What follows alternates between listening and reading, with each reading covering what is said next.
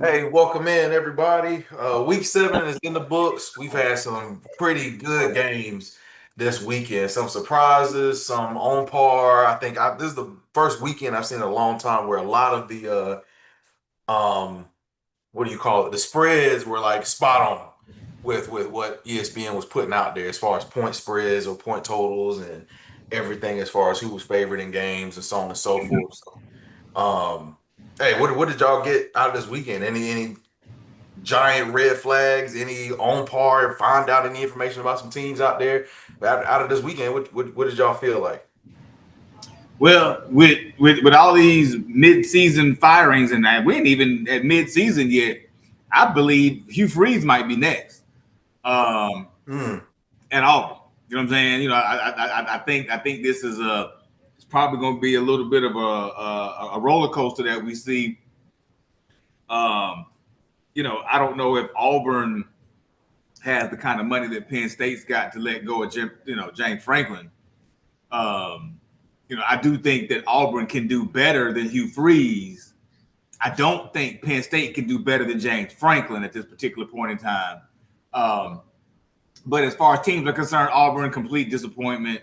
I think Oklahoma was a little bit of a disappointment to me. I kind of watched that entire game, kind of going back and forth between one and two games. Yeah. And I understand that the quarterback was coming off of an injury, and I could tell the commentators were talking about his ball and how good it looked or whatever, how tight his spiral was. It really wasn't. But they needed him if they were going to beat Texas. They really needed him. I think it was a bigger game for Texas than it was Oklahoma because Oklahoma can still kind of rebound. I think Texas is that just doesn't have it this year. And that's probably one of my biggest statements. I don't think Georgia has it either. The fact that Auburn does not have it at all. And the fact that Georgia really could not put them away lets me know I don't want to say how bad of a state Georgia's in. That's not it, but they're just not what they were, right? And they're going to get caught one, maybe two more times. I'm questioning whether Georgia will make the playoffs by the end of the season, to be honest with you. So, and, you know, it was a great week. I think the Indiana-Oregon game, even though that's not like SEC, was really telling. I probably caught about 50% of that game, just thinking that Oregon was going to eventually, at some point in time after halftime, take it away and just go ahead and just run over them. It never happened. So really impressed with Indiana. Still don't know if they have all the juice yet, even though they did beat a good Oregon team, a really good Oregon team. I will go ahead and say Ohio State is the best team in the country. I would say Miami probably next. And to be completely honest with you, I would say Bama after that. What you got, Drew? I think I'm right there with kind of this shock of just everything going on. So much in my history when I think about college football, by this point in the season, I think we pretty much have an idea of who is going to win the national championship or who's going to be in the national championship, at least at that point. And to be honest with y'all, I don't know who that team is right now. I really can't say who is the best team in the country right now because I look at Ohio State and I'm like, okay, cool, I get it. But have they really faced true, real competition yet? Have they really faced true top dog competition yet? Because you could try to say that Texas was that, but Texas has shown they're not true, real competition. Yeah. I think that kind of piggybacking on certain different points, two big games I thought were interesting. Alabama, Missouri was really interesting. And then overall, LSU, South Carolina to me was really interesting. Those were two games that caught my eye this weekend, really just kind of focusing on just the SEC. I thought Texas A&M, Florida was interesting. Ole Miss game was interesting. Just by Ole Miss letting them stay in the game that long, I was really kind of figuring out, was this going to be one of those games that Lane Kiffin drops this season? Just, all so much parity in college football right now. So, man, but kind of focusing in on the game in particular, I want to start with the Bama-Missouri game. Sean, I think that game right there proved to me that Bama can be one of those top teams in the country. I don't think they're there yet. They got a lot of kinks they got to work out with certain things. I think they almost look like they just kind of playing around with their offense right now. Like, we're just trying to figure out what is the most effective way to get touchdowns and win the game. That's what I feel like they're in right now. But defensively, I think defensively they show some flaws. But I think even in a flawful game, we show that we can anchor down and get it done when it needs to get done for Alabama. And I think that's what I wanted to see. That's what I've been waiting to see is our if we get another game where we're struggling in certain moments, do we have the type of team that can pick ourselves up and get up out of there? More in depth in that game, we got a Damani Jackson problem. I don't know what his issue is in the secondary, what they got going on. I saw this post earlier today talking about we need to do an investigation. He might have had some parlays on that game the way he was giving up certain plays. And I was just looking at it. It does look like that. Kind of he just gives it up. Like, you got it. I ain't gonna do nothing this play. But man, football this weekend was really fun to watch. Yeah, I agree. And even if we want to dive deeper into that Bama Missouri game, it kind of played out the way that game kind of normally goes. You know, Missouri has always been one of those teams that kind of like, hey, we're here. We've backloaded our schedule and made it so our first 5 games are going to be super easy, and we can be a 5-0 team and get all the hype and get ranked as high as possible before we start playing the real competition in our schedules. But to me, just looking at it, and after South Carolina played Missouri, to look at how they play as a team, and I get the hype around it. I think I still believe Hardy is the best running back in the country. The way he runs, he just looks like that prototypical guy that's going to be the guy you want to lean on night in and night out. Hold him to 52 yards rushing, 4 yards average per play was huge for Bama, and basically just saying the receiving unit for Missouri is going to have to beat Bama's defense, saying we're gonna load the box and y'all's receivers are gonna have to do it for you, which they to this point in the season I don't think they've been able to do. But even if you look at Bama's side of it on offense and looking at how South Carolina, look at all these other quarterbacks that have gone into Missouri and played them. Lenore Sellers had north of 250 passing yards in that game. You look at this one, Ty Simpson was gonna have his opportunity to throw the ball. That's where their gaps were, and to see him not only you don't get the big yardage, but you could tell in certain moments he was very decisive and calculated in where he was throwing the ball and the chances he was going to make. And if that's something they can build on where he's holding the ball and not just, hey, I know this guy's a playmaker, let me just throw the ball down just because maybe he'll make a play, but actually looking and saying, hey, who's my open guy? Can I take what they give me? So on and so forth was big in this game right here. And that was one thing I was very impressed with. And also seeing Jam Miller continue to get some carries. I know they had a scare him getting hit on the sideline at some point during the game. But looking at his rushing and how he's carrying the ball and getting the running game going for Alabama, I think going forward is going to be huge for them with this offense, getting them set up to go on their little stretch that they have to go on. Yeah, Jam makes all the difference in the world for this offense. This was a really good football game. Like I'm sitting here watching this game, and like I found myself up pacing a few times, just kind of like, dang, I almost couldn't look at the screen a couple times. Like I was really impressed with just the gameplay as a whole. But Missouri should have won this game. Yeah. They should have won this game. They basically gave it to Bama. I was so when I didn't know much about Missouri before this game started, but I did understand that they led the nation in a lot of the major statistical categories. Mm-hmm. Now, granted, they hadn't played anybody, so competition. It's what they do. So I'm like, okay, so who are they for real? We're going to find out. Well, come to find out, they're a little scrappier than I thought they were. This is probably one of the best Missouri team I've ever seen on the field. Mm-hmm. That goes back to when Missouri first came into the league. I can't remember the coach's name, but he made it to 2 SEC championship games back to back when the East was really weak, but he still made it. I think this team is better than those because they do have a balanced running attack. They got a quarterback with some wheels, but where I thought they messed up was they didn't push the ball downfield until late in the game. If you have an effective running game, and maybe it's because they were running the ball against other people that weren't as good, he just felt like we can still run the ball without pushing the ball downfield. I actually felt like Missouri had a chance to win the game when they actually started throwing the ball downfield a little bit, but then it stopped. And then they were like in 4th and 6, and right there at the end, last drive, you throw it up there, our DB is just in the middle of nowhere and he comes down with it. But then the play calling from there, it's almost like they weren't trying to get in the field goal range. They were trying to get in the field goal range, but they weren't trying to get the first down. And you got to get the first down first. You know what I'm saying? Before, they were going for chunk yards. But, anyway, I don't want to go too deep off into it, but I really think that Missouri's coaching staff threw that game for them because they had Bama on the ropes many, many times. And Bama's defensive deficiencies in regards to the run game and some mental lapses in the secondary, man, it really opened the door for some creativity on offense for Missouri, which I never really saw in key moments. You know what I mean? So for all that, I'm giving Bama credit for the win. They deserve the win because they won the game. They were there the whole time and they held Missouri. But I'm blaming, what's his name, Eli Drinkowitz, whatever his name. I think he kind of let the ball drop there at the end. I really do. Yeah.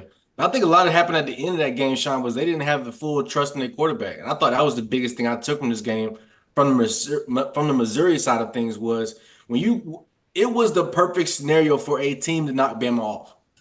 In the Kalen DeBoer era so far, we've seen him lose those games. Correct. The games like that where they're tough all throughout, the away games, the games where it's a one possession late in the game where your offense doesn't win the game for you. Now your defense has to win the game for you. And, man, they started moving on that final drive, and I was literally thinking to myself, I was kind of pacing like you, Sean. I said, we got to get a pick to win this game. Right. So it's going to take a turnover. I mean, literally, as soon as I said it in my head, the next play was a turnover, and I was like, all right, thank you, Lord, I can exhale. But it was setting up to be that. But I just don't think the quarterback had it in him to knock Bama off. And I thought that's what a lot of play call went to. Even in the pick that sealed the game for us, it was like you had two other options on the field right there. You were just trying to force a pass that just got that air mailed it and went too high for the guy. So Missouri showed a lot in this game, but I also think I do want to give Bama some type of credit for, like you said, holding off a team on an away field that really has momentum all locked through that second half. But the offensive line, the way Bama's offensive line looked, the way Bama's defensive line looked at certain moments in the run defense with certain things, I was like, okay, cool. If we get a team that's really ready to run, full head of steam at us all game long, those certain things are going to be an issue.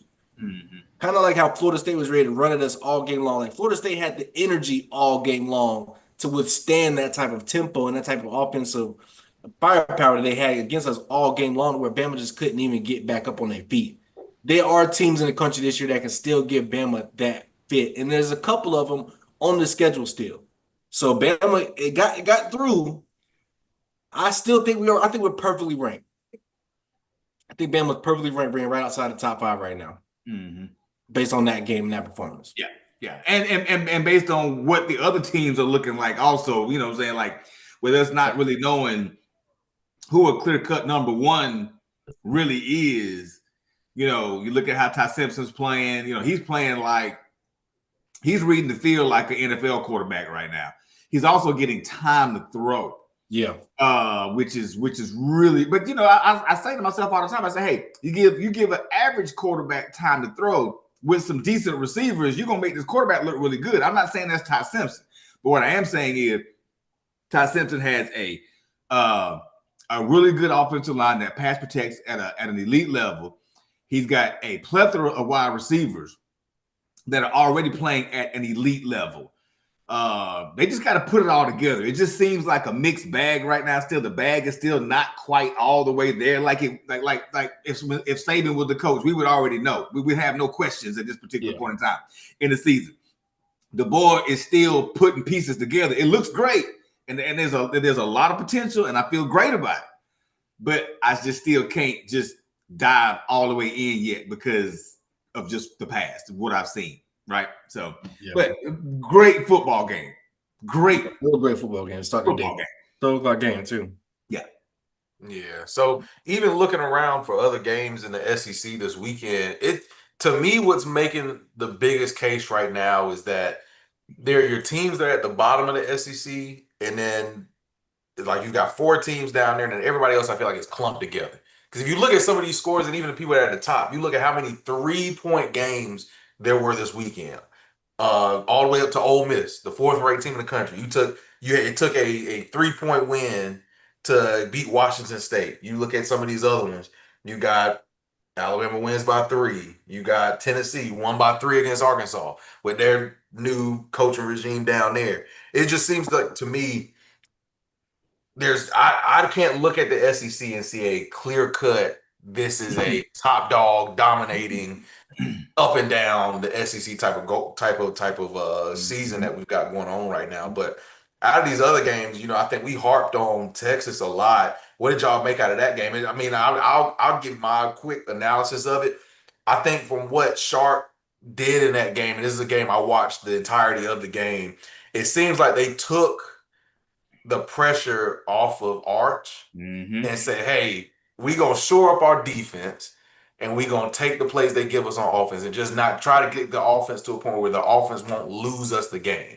And we gonna make you go out and beat us against our defense. And that's kind of what played out. Now, Sean, you alluded to it with Mateer coming into the game and he's got his broken throwing hand, and that kind of is alarming to me if it's at the point where you're like, hey, we'd rather have you come back 17 days after surgery with your broken throwing hand than play Michael Hawkins, our backup, in this ball game. And I mean, I understand you're trying to capitalize on your top 10 rankings and so on and so forth and this and that and get him back as soon as possible. But just the offense for them just looked like it outside of trying to run the ball and him scrambling and making plays running. But at that point, you're still putting yourself at risk to re-injure that hand again by playing that type of ball. But just throwing it didn't look as crisp.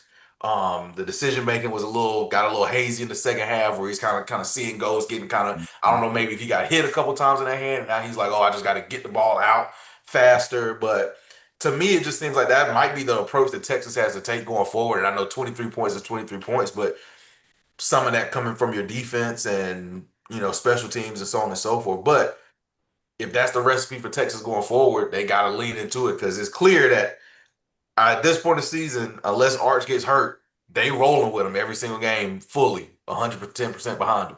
Oh, yeah. I think they got to. Let me go real quick, Sean. Yeah. I'm not going to be too deep on this game, but I think you're right on point, Van. I think that overall this season, Texas has to stick with Arch Manning. Because, I mean, I think the potential is there for him. You see the potential in his play if you watch a whole game of him. But so many times in football, I think you really have to play the game that's in front of you. And I thought by literally within 5 minutes of this game, Texas really changed their game plan on how they can win this game. I think they saw early in this game. I think the hype of Mateer coming back from this injury was we're going to get the Mateer we saw against Michigan. We're going to get the guy that's going to be a Heisman candidate type player. And I think when you have an injury like that, especially an injury to your throwing hand, your rhythm of the game gets thrown off. Those 17 days of not practicing full throttle throw your rhythm off of being a quarterback. And I thought that's what I saw in him as a quarterback. Because I thought Oklahoma could have played their backup and still been in this game. I truly thought that going into it. So when I heard that he was such a push to be the starter, Van, I was more of the aspect. I'm like, y'all are really only have one offensive way that y'all think y'all could beat Texas, and that is by putting the Superman cape on Mateer and letting him go out there and just win it however he can. And I thought that was the wrong approach from Oklahoma. So watching this game, for me, I got more answers from Oklahoma than I got from Texas. Because I thought Texas just said, you know what, we're facing a team whose offense is not going to be there. After that first drive that Oklahoma had, I was like, their offense is just not consistent enough to beat Texas right now. And Texas saw that early. And I still thought Texas struggled with their team. So it's like, okay, you got through this one, which was a surprising win for me on Texas. I give Texas a lot of credit for getting that win out. But, man, when I look at this team versus Oklahoma, I was like, this was a bad coaching job trying to prepare your team to get ready for this game. And I thought it was more of you putting so much emphasis on the Red River rivalry that we got to be fully healthy for this game, not really taking advantage of who Texas is today. And if you could have just kept pressure on Texas like you did early in that game, I think they would have folded. But you gave Texas a run game, you gave Texas clock management, and you got to the point where we said we just got to make Arch Manning a game manager and not turn over the ball. And that's what they did. Kudos to Texas, but Oklahoma, you really dropped a huge one trying to force Mateer in this game. And I think it's going to be a lot, like Van said, a lot of exterior stuff going to go on because he hurt that hand again. Yeah. The hand again. The way he's playing in the first half to the way he's playing in the second half, oh, yeah, he hurt it again. It just depends on how bad is that injury. If it's just a bang-up job or is there actually more damage done to what was the screws and pins that were put into it? Yeah, if I'm Material's family, and I don't know, whether coaches talk to the parents when you get to college or whatever the case may be, but I would be screaming from the mountaintop, like, what I'm saying? Like, I know we want to play, but this is not smart. That was almost as bad as putting somebody in a game that's currently in concussion protocol. You know what I'm saying? Like, it was almost that asinine. You know what I'm saying? When he went out and they said that he was bleeding and they had to rewrap it or whatever. I'm like, yep. He still got stitches. He still be playing with stitches on his throwing hand. It didn't make any sense. But I give Sark a lot of credit for designing a game plan for Arch that allowed him to win this game. And you said it, Drew. This game. This was very important. This game. Texas is not fixed by any means. They're not fixed. He just put a game plan together to win this particular game. I saw a lot of screens. Yeah, I saw a lot of dips and dinks and dunks. He didn't put Arch in too many positions where he had to throw the ball down the field and make things happen, where he know he could get himself in trouble and lose momentum in the game. Sark coached this game and prepared for this game completely proper. Brent Venables did not prepare properly for this game here in particular. He just did not. And like you said, Drew, that's to me that's where the rubber meets the road. Coaching. Sark outcoached Venables, which is also not surprising to me. Not surprising. Venables, great defensive coordinator. Great defensive coordinator at Clemson with all that talent. Head coach, I haven't seen it yet. I hadn't seen it. So yeah, I'm done there. Yep. Okay, so let's go ahead and let's just dive into this. The LSU South Carolina game, right? This right here is a battle of two offenses that don't know what they want to do. And the problem with both these offenses are they got all the talent in the world on both sides, on both teams. You look at both these offenses, and this is a game preseason that everybody was like, hey, this is going to be a straight slugfest. These are two guys that are going to go high in the draft, kind of compete for maybe that top 3 quarterback positions who can go in front of the other one in the draft and so on and so forth. And when you look at this game from a totality, like after the game, I have not gone and rewatched the tape at all. It's going to take me a couple days before I can stomach to go back and watch it. But if you're South Carolina side of it, you got LSU to do everything you wanted them to do so you could go win the game. There's no other asterisk. There's no other point. There's no other, hey, we should have did this better. From a defensive standpoint, you went into Baton Rouge at night, forced 3 turnovers, multiple drives where they got all the way down to the 2 and 3 yard line, held them to field goals, everything. And still you could not find a way to score more than 10 points. And you're seeing the issue now, and you got the running game going a little bit. My problem with it was you found a running back in Matt Fuller, who threw 2 carries in the first half. One of them was the explosive run that went for the touchdown. That was the busted play. That was close to the end of the first quarter. You know how many more carries he got in the first half? 0. He didn't even touch the field again in the first half until the third quarter when he came back in. Whatever this recipe for it is, and the biggest issue I've been harping since we've started this season is South Carolina's O-line is horrible. The coach, I don't know what the coach was doing. I don't know what the game plan around them was doing, but finally you've made a move. This is the first time Shane Beamer has fired somebody during the season, but even it got to the point, hey, he's like, hey, this O-line coach, we got to let you go. The writing's on the wall. We've stuck with this guy for 4 seasons now, and every single season the O-line stinks. And I understand the notion that he was like, oh, he's a great recruiter. Hey, I'll give you that, but you can recruit 5 stars all day, but if you can't get them to play well on the field, what's the point of bringing them in? I'd rather take a 3-star that knows how to play football than have 5-star guys out there that just run around and look like they've never played before. So I think that's I'm Saturday night, and I got witnesses to attest to this. When that game ended, I was ready to pull the plug. I said, I'm done. I'm out. You won't see me on here with another Carolina paraphernalia on, anything, so on and so forth. I'm out. I'm done. Until he owns up and makes a change, I'm done.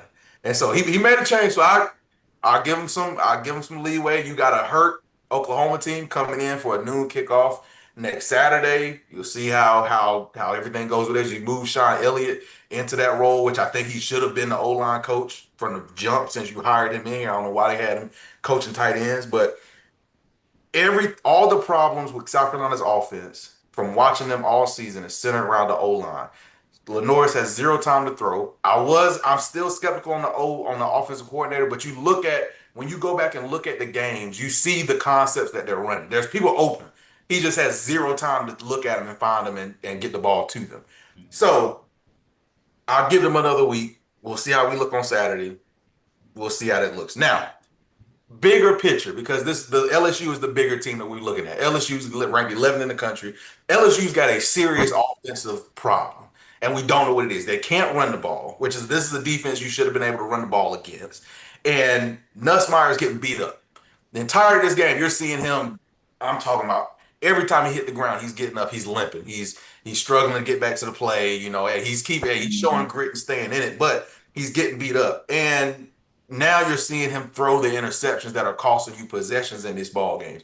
You do this type of performance against almost any other team. You do this performance against Vandy this weekend, you're gonna lose this ball game. And I think I got to go back and look at the line, but I think Vandy's actually opened as a slight favorite. Either it's a toss-up game right now, which is incredible on its own. Yeah.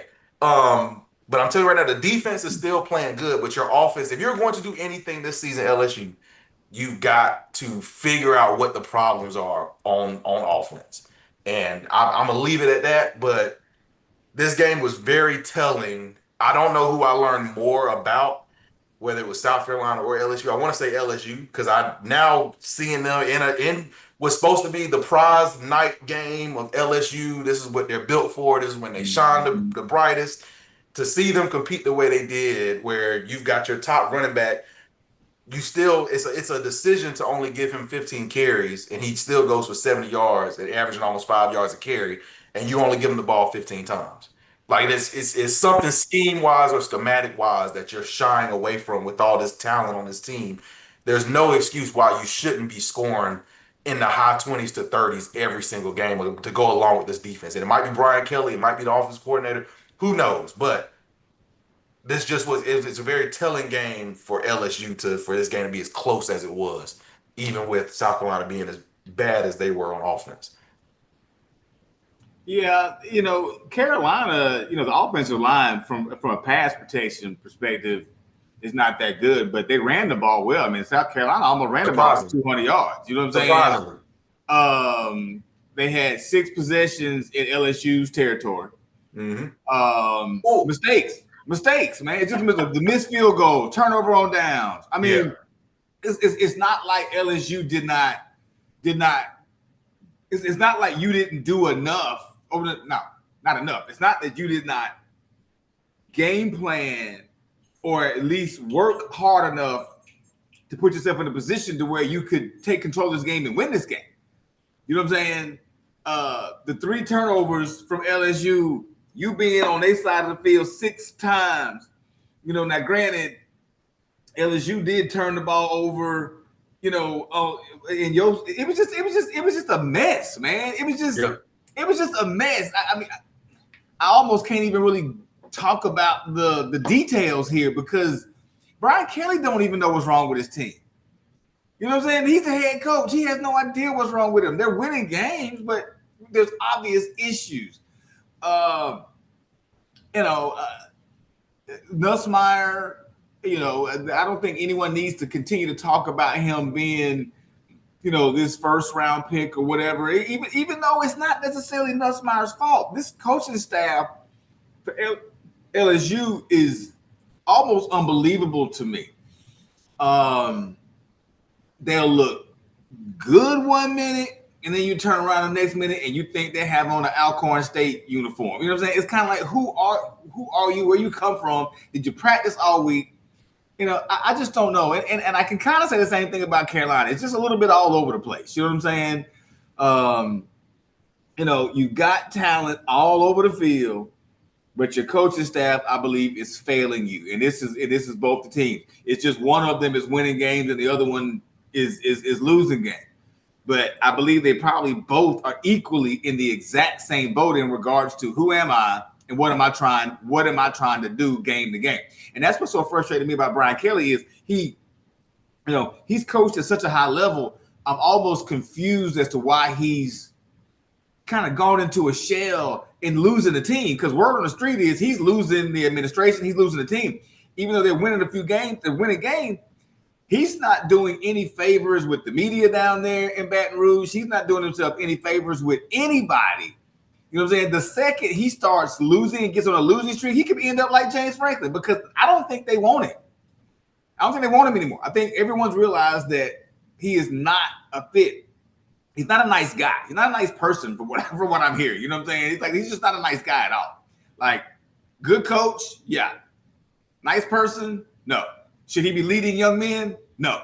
Right? It's kind of like, we need to go ahead and move on from Brian Kelly. But they're not going to do it as long as he's winning.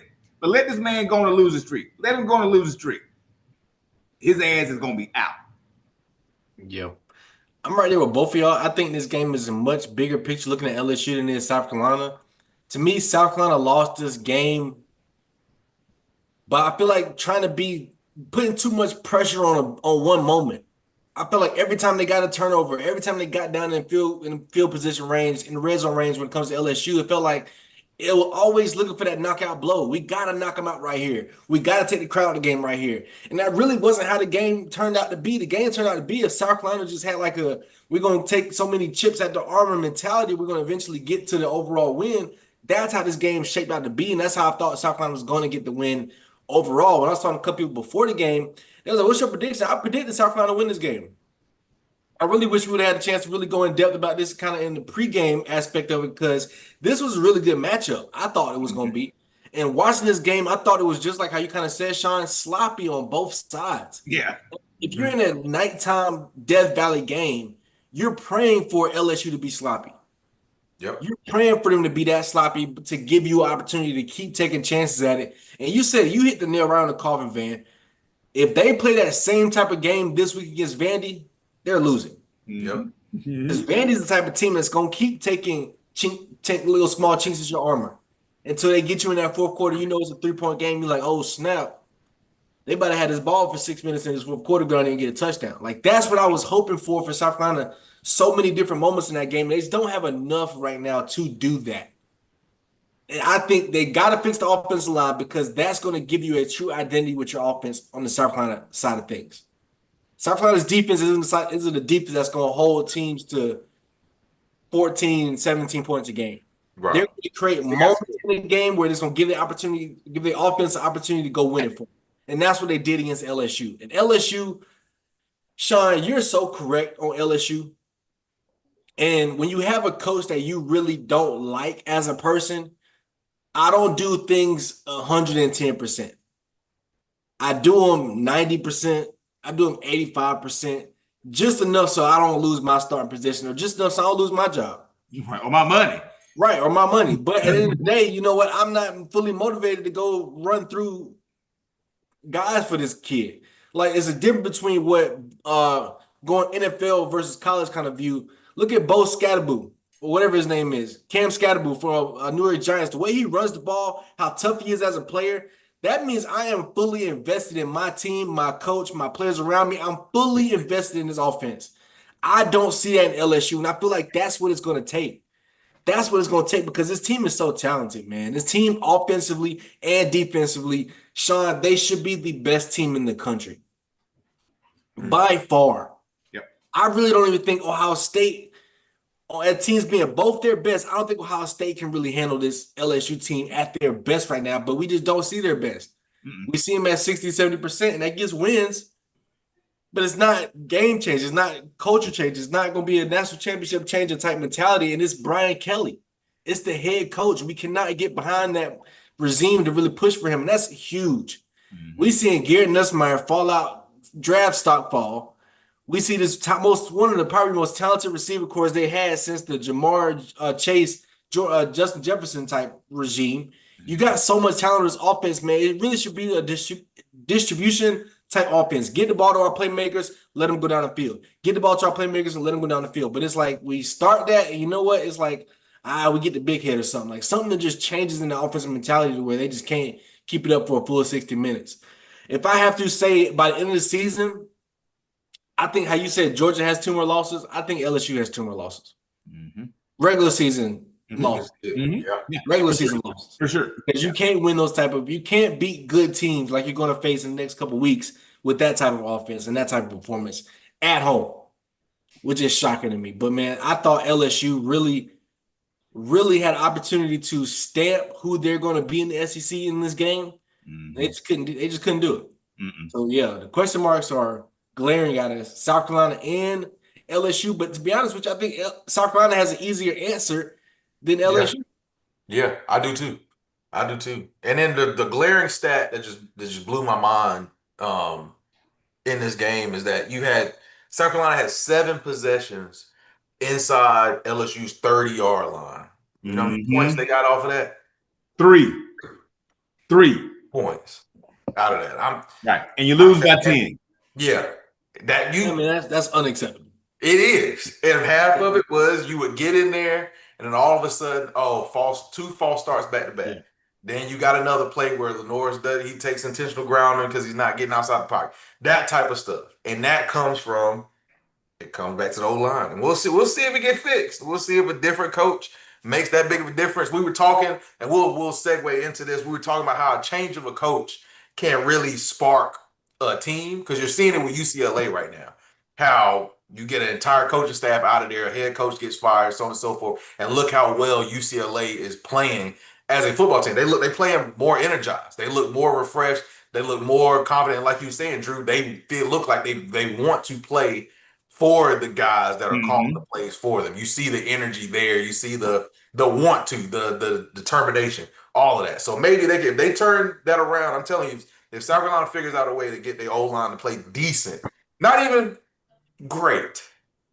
And that's what, if you took decent O-line play to this game, you would have won it. Yep. In my opinion. And so if they going forward, if you can get decent to good O-line play going forward, you're at the same record that you had last season. I don't want to hear nothing at the end of the season if they're going to run about, we should have made it. No. But the ship has sailed with me on that. I'm done with it. I don't want to hear nothing about no postseason talk, anything like that. You going to run, great. That's all good. But same spot you were in last season. You were 3-3 coming after the Bama game, facing Oklahoma on the road. Now you got Oklahoma coming here. Same situation. Get it fixed. Use a spark. Go forward and see what happens from there. But we've got some coach changes going on around the country. So James Franklin is out at Penn State. What does that situation kind of look like, Sean? We were sitting here talking about it a little while ago. To me, these type of situations kind of blows my mind, and I don't know really what to think about it, because this is a coach that had you in the playoffs last year. You're playing in a conference where you're holding serve. You get lucky every other season where somebody else slips up and takes a loss. You just kind of hold serve, win some of the games you're supposed to lose. Win some of the games you're supposed to win, and then you'll have 1 or 2 games that you're projected to lose that you'll end up winning. Boom, you slip up. Oh, I'm in the Big Ten championship. Oh, I'm in the playoff. Now I'm in the first or second round of the playoffs now, and so on and so forth. And you choose to get rid of that coach after all this time. And maybe, sometimes, you got to pull the plug and so on and so forth. But you fire a guy that had only lost 45 games since 2014? 12 years. Yeah, in 12 years, he only lost 45 games, and you decide to pull the plug on that. I don't know what coach you're looking for. I don't know what your plan is going forward as a team. It's a big team. You're going to pull some names, of course, but what are y'all thinking about this about this coach firing? And I think we'll have, before the next couple of weeks are over, there'll probably be a couple more that's going to happen. It seems like the type of season where we're going to see a lot of in-season firings from some big universities coming down the pipeline. Yeah, that's go ahead. Real quick. I don't think this is as bad as a firing as a lot of people are going to make this one seem, because I think overall Penn State is going to be the type of school that can get somebody big name that can come in there and make some changes in the right way. I just don't think James Franklin was the guy to truly motivate this team to get to where they need to go. And one tall tale that I would say, Van, that's going to let me know that a team needs to fire their head coach is regression. Okay, let's look at where this team was last year. You have a lot of the same players, but they look way worse than what they did last year. Same quarterback too. Same quarterback who they were saying was the guaranteed number one pick this year. Mm-hmm. Yeah. After Arch's whatever, I don't even know if that you can say a fall from greatness. You can just say never even showed up to the party. Just after that fall, Drew Allard was supposed to be the guy that everybody said he's the number one guy. And he looks awful as a quarterback. And that is a huge head coach problem. When you see that right there, if you got to disconnect with your quarterback and your head coach, one of them's got to go. I don't know if they should have made a fire in season, but 3 straight losses, he was already in the expected. We didn't never put him in the top tier of coaches. No. He was always right on the verge of it. We've said it already on this exact podcast tonight. If Brian Kelly did the same exact thing, he's out of there too. Yeah. So it's kind of like it's one of those situations where it's like I don't want to see him go right now, but if it's anybody, you one of the hottest seats in the country, and yeah, you just dropped 3 in a row on a year where a lot of teams thought you could walk to the national championship. Mm-hmm. Yeah. Tough to rebound from that. And then real quick, because I saw something earlier today that was like, if you're looking at people who are going to take that job, does Brian Kelly see the writing on the wall and get out of LSU before they wouldn't hire Brian Kelly? Things go south. They wouldn't hire Brian. Brian Kelly's off the table.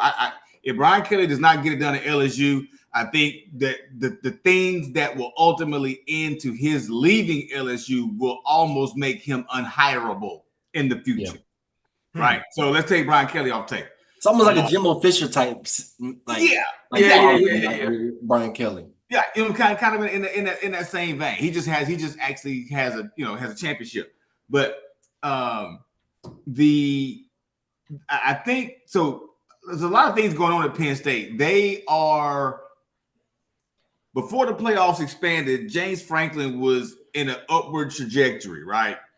When the playoffs expanded, it was like, okay, y'all, we got a chance. You know what I'm saying? We're always kind of there. We're always in the top 3 in our conference. Now we get 12 teams in here. You know, we could probably get 3 in every year and we could be relevant. I think the pundits, the people that are in charge in Happy Valley, saw that this is a guy that is not going to get us over the hump. Penn State is trying to, they have a huge fundraising campaign going on right now because it's almost $1 billion renovation to their stadium, kind of like what A&M did like a few years ago, right? And I hate to see it going this way, but if you got donors, people that consistently give your program money, if they see something in a coach they don't like and they're threatening to not help fund this project or that project that we need to help recruiting and do all these other things to stay relevant, but we also got to be able to pay players too. There's a lot going on. Mm-hmm. The last thing any university in the United States of America needs right now is a coach that the folks that are paying the money don't like, right? So I'm going here with this, right? I'm not talking about on the field. I'm going way back in, back office type stuff. It's like, hey, we got donors that saying they're not going to fund this stadium if we don't get rid of Frank. And that happens 1, 2, 3, 4 times with a few billionaires that you need to get this stadium built and get these other projects done. Hey, you got to let him go. This is the 3rd loss. So my point is, there's got to be something else at play here, right? Because I'm not saying James Franklin's a bad coach. He's a good coach. He's going to win you 9, 10 games a year in one of the top conferences in the country. And he might slip in here and win you a national championship from time to time if you leave him around. Who are you going to get better? There is political unrest in Penn State right now. And the people that control all the cards, this is my opinion. I'm not talking fact. This is just my opinion. The people that hold all the cards are saying, we trying to do too much stuff. We got Oregon that's leaving us. We got these other schools that have joined this conference and starting to look kind of good. We kind of got ourselves in a position right now to where we can say that we're one of the top teams in this conference, but they never saw him winning a national championship. Now, do you all see Dan Lanning winning a national championship at Oregon? I don't know. I mean, nothing is guaranteed. Is Dan Lanning a better coach than James Franklin? I don't know. From everything I understand, James Franklin's kids, they play for him. They love him. They come to school for him. They had 5 top 100 players committed in the 2027 recruiting cycle that have all decommitted. They're gone.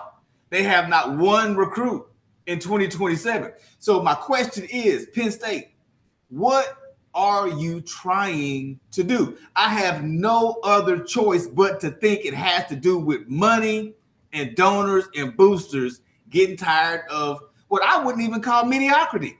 I would say Penn State was better than medium. They weren't great, but they were definitely better than medium.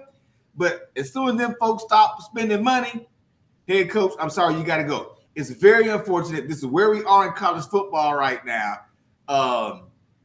But he got 49 million reasons to go ahead and walk out the door. What else could y'all have done on that campus for $49 million? Right. Again, another job real quick. You know what I'm saying? That's what leads me to believe this is all about money. Y'all raised 49 million to get rid of him, which leads me to believe you got a whole lot more. You know, you got a whole lot more. A&M didn't have to think about it when they got rid of Jimbo for 72. Jimbo is still living off that 72. Yeah. I don't know. But or it could be a situation where they got somebody already lined up, ready to come, big name. I don't know, but I don't know who that could be. If you come, like Van, we talked about it, if you come with Matt Rule, Kirk Cignetti, you come with these guys that hadn't done nothing in the same conference that James Franklin was in. James Franklin beat these cats like the dog beat them year in, year out. How you gonna fire Franklin and bring somebody in that he beats regularly? Yeah. It's got to be something else. There's got to be more to the story. Is all I'm saying. Yeah, I think they're either going to I'm gonna start from back and I'm gonna get close to that right there. I think Penn State has to look at it from an aspect of who is going to help us win the national championship. I think that's what it's got to be. And I think looking at it from an aspect of James Franklin, if you have not done it by now, you're not going to do it in this next regime that college football is going in. Because you probably got your best roster you've ever had right now. These past 2 years with him. So it's like if you got so close last year to where you couldn't get it done, and then this year with the 3 losses you just took, you can't get it done. I think he's got to go. I'm on that regime. I should have thought he should have been fired years ago. But I think what we got to look at right now for college football is there's going to be a turning of the tide coming. The new regime of coaches is about to start flooding in here in this new era because we're not looking at coaches that can take a program and in 7-8 years build a national championship team to get one national championship and then we're good to go for the next 15 years. No, we're trying to build teams now. We're trying to build teams fast, and it's kind of like how the NFL does it. And I think that's the key to it. I think you're going to start seeing way more NFL coaches get fired that trickle into college football, kind of like Bill Belichick atmosphere. Now, Bill Belichick isn't a perfect example. Right. But, for instance, think about this Penn State team, let's say with a coach like Mike McDaniels from Miami. A guy that can really come in there and be an offensive guru to guys in an organization that's just saying, you know what? This team doesn't need an increase in talent. It needs an increase in coaching. It needs an increase in play call. It needs an increase in the intangibles, creativity that are outside of the white lines of the football field. I think that's truly what Penn State looking at it when is this regime. So I don't know if Mike McDaniels is the guy. I'm not saying that, but think about a guy like that from NFL or like Georgia's offensive coordinator, somebody like that that's just waiting for an opportunity at a big name school like this that really just says, you know what, this is where I'm going to plant my flag at. This is where I'm going to plant my seeds at to really see how this can grow. And let's see if I can change this in a quick atmosphere. Because the coach that goes to Penn State has got to be ready for playoff football ASAP. Immediately. Yeah. ASAP. And you got to be ready to compete at a high level. Because to me, to be honest with you, it's almost like what the SEC was when Bama was dominating for so long. It's like that next team that's coming up is closer than you really think. Mm-hmm. Georgia came up and was like, they're closer than what we really think. And I think that's the Big Ten right now. Ohio State has the reins, but the next team that's coming up is closer than we think. Because you see the trinkles in like an Illinois, an Indiana. I even say they're not as close, but Nebraska from a distance is kind of starting to get those big time wins and big time moments. Like Michigan's got some big time recruits coming in. They're going to be back at the top of this realm sooner than what we think for overall this team. Penn State has got to get back with that mindset. And James Franklin just wasn't going to be the coach to do it. So I think the changes in coaches, we're going to see, I'll probably say 3 more coach firings in the next 3 weeks. Mm-hmm. It's going because I was saying this last year. I was saying this when Nick Saban got retired. Teams are desperate to get in the now with college football because it's so wide open. Yeah. We're sitting here end of week 7, and we don't know who's a clear-cut national championship favorite is yet. Mm-mm. Colleges are like, you know what, Sean, we got $50 million to get rid of this guy, but yeah, we're gonna find another $50 million to this guy and another $50 million to get some players in here too as well, too, because that's the way it is right now. Yeah. You got donors, you got boosters, you got guys with money. Like, hey, we can control college football if we just pull out our checkbooks. Mm-hmm. And if you want to see a great example of it, go look at Texas Tech. Right. Yeah, go look at Texas Tech and see what they did this season by just putting up more than what Ohio State did last year. Mm-hmm. And they're going to be in the playoffs. They're going to be a team that's going to be like, you know what, might not be the favorite in the big time game, but we're going to catch a big time team. We're going to be there. Right. That's what Penn State is. When I think of Penn State, if this is what I always tell people, we play college football a video game. If you was on the coaching carousel and Penn State came and offered you a head coaching job, would you not think of let me think about this real quick? It wouldn't be a first take for me. It wouldn't be a first take, but you're gonna think about the opportunity. I would think about it for sure. You're gonna think about the opportunity. Yeah. So really, it don't matter who the coaching offer they want to do it. I think they should go the rest of the season with an intern. Don't try to hire nobody quick. Don't try to make no big announcements, but just see where the cookie falls, where the cookie crumbles with other head coaches. One of these head coaches is gonna look at Penn State and be like, you know what? I'm salivating at the opportunity. Yeah, and they got time too because they've already named the interim and they said he's going to be the coach for the remainder of the year. So Penn State took all the pressure off of the coaching search, even though there is a coaching search going on behind the scenes. You know what I'm saying? They're like, hey, we lost 3 games already. We've already taken our hat out the national championship race. Right. So we're gonna go ahead and just let this guy do what he can, keep the recruits, keep the kids we got right now energized or whatever, and then we're gonna go ahead and find our guy. Who that guy is going to be, I mean, I have no idea, but I'm kind of with you now that I'm thinking about it. Like you said, Drew, it is an opportunity to maybe go a little more youthful, maybe an opportunity to go in a direction like the NFL where they're used to this parity, or they're used to the parity that they're used to having this player this year, then next year this player's gone, right? You know, because of contract negotiations or free agency or whatever the case may be. That might be that model, that new model in college football may look a lot like what you said, Drew, like the NFL model. It's like, hey, I may have you under contract for 2 years, but but I got to be prepared for you to leave, and I can't get in my feelings when all these kids leave. You know, NFL coaches are used to that stuff, so maybe that's where they're trying to go, and if that's what they're doing, that would make sense. I'm looking for something that makes sense because what happened today just didn't make sense, but I don't understand all of it. But that makes sense, Drew.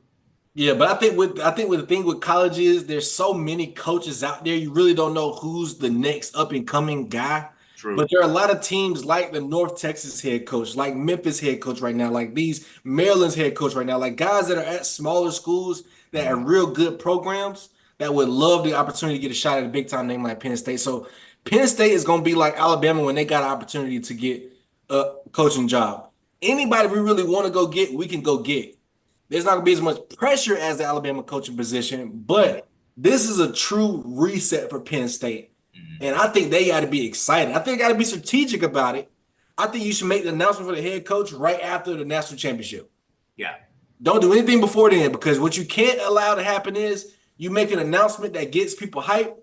Something else big happens right over that, and all your hype goes out the window. Right. Yeah. Because what you said, when you talk about the deep commits of 2027, that's so huge. When we talk about teams and transfer portal stuff, that's going to be so huge. So you got to get the iron hot at the right moment where you say everybody's going to want to come stick with us. Everybody's going to want to at least dip their toe in this water to see what this Penn State's coach is going to be like in this next couple of years. But man, when you think of this type of coaching change, it's going to be huge for the Big Ten's overall picture, because if they don't get it correct, it's going to leave a window open for a lot of other teams to sneak in that top 3 conversation. And if they do get it correct, it's going to be an opportunity for Penn State to really claim a top 1, top 2 position.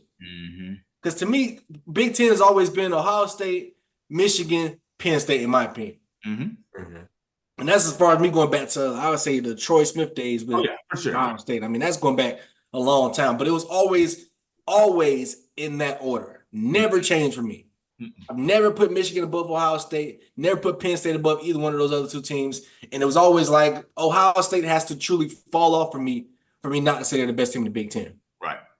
Yeah. But it's a big opportunity right now for Penn State. They just got to do it correctly. They got to handle it correctly. And then one last thing, I know we're gonna wrap up here soon, but when it comes down to these new coaching searches, as these athletic directors and presidents of these high-level universities part ways with older seasoned coaches and move toward the new generation of college football coaches, what are the buyouts going to look like? You know what I'm saying? Like if I was an athletic director, not necessarily in Penn State's case, but let's take a school like, I don't know, maybe even like an Ole Miss, or even a school that has not gotten to the level of Penn State where you can just guarantee they're going to always be there in their conference. But, do you take, if I was an AD, I would want to be able to take a couple of chances on some coaches without the financial ramifications of them going bad, right? So why can't I sign you to a deal